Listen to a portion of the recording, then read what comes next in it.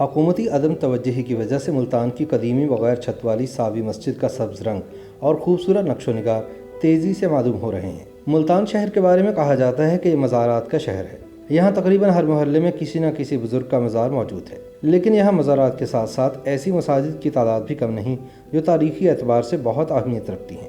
ان میں سے بیشتر مساجد کی تعمیر مغلیہ دور میں ہوئی، جن میں مغل آرٹ اور ملتان کی روایتی کاشیگری کا استعمال انتہائی خوبصورتی سے کیا گیا ہے۔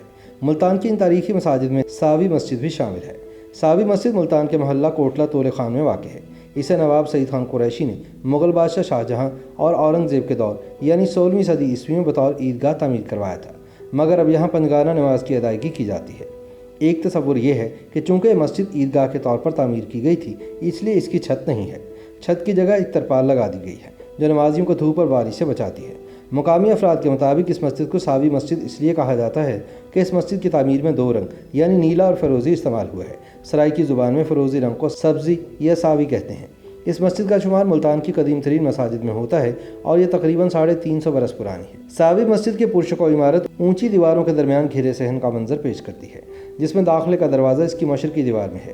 کہا جاتا ہے کہ اس کے داخلی دروازے پر کبھی چھت ہوا کرتی تھی، جو کئی عشرے قبل گر گئی اور اسے دوبارہ تعمیر کرنے کے بارے میں متعلقہ حکام نے سوچنے کی بھی زحمت گوارا نہیں کی۔ 40 سال پہلے مسجد کی شمالی اور جنوبی دیواریں بھی منہدم ہو گئیں، لیکن اس کی محراب اور مغربی دیوار اب بھی کسی حد تک اصل حالت میں موجود ہے۔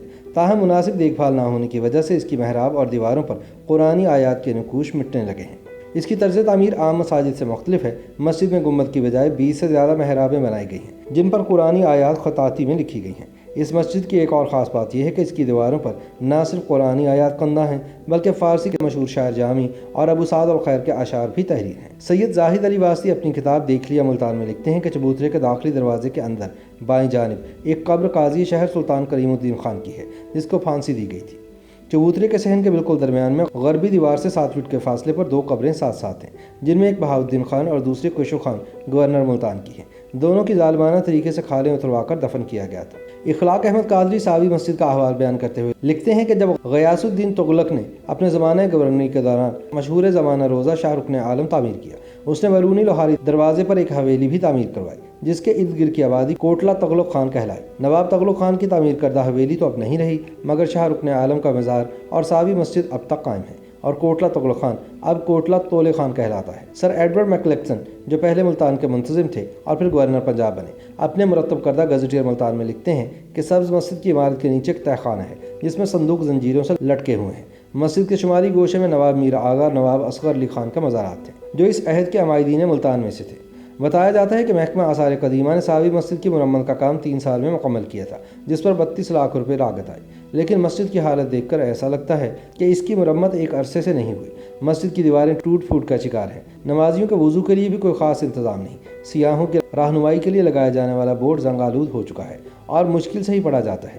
کوٹلہ تولے خان کی ایک رہائشی کے مطابق اس سے پہلے اس مسجد کی شمالی اور جنوبی دیواریں تقریباً گر چکی تھیں۔ ان دیواروں کو دوبارہ تعمیر کیا گیا ہے، لیکن مناسب دیکھ بھال نہ ہونے کی وجہ سے پوری مسجد کی عمارت شکست و ریگ کا شکار ہو رہی ہے۔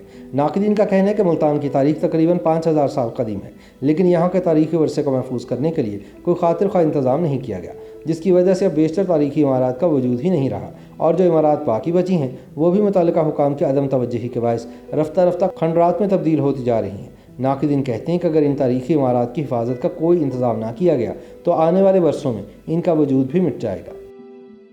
YouTube پر گوگلی نیوز دیکھنے کے لیے youtube.com کی سرچ بار میں googly news T V type کریں۔ گوگلی نیوز کے پیج پر سرخ رنگ کے سبسکرپشن والے بٹن پر کلک کرنا نہ بھولیے۔ YouTube پیج پر اپلوڈ ہونے والی ویڈیوز سے باخبر رہنے کے لیے بیل آئیکن پر کلک کیجیے۔ آپ کو ہر نئی ویڈیو کے بارے میں نوٹیفیکیشن موصول ہو جائے گا۔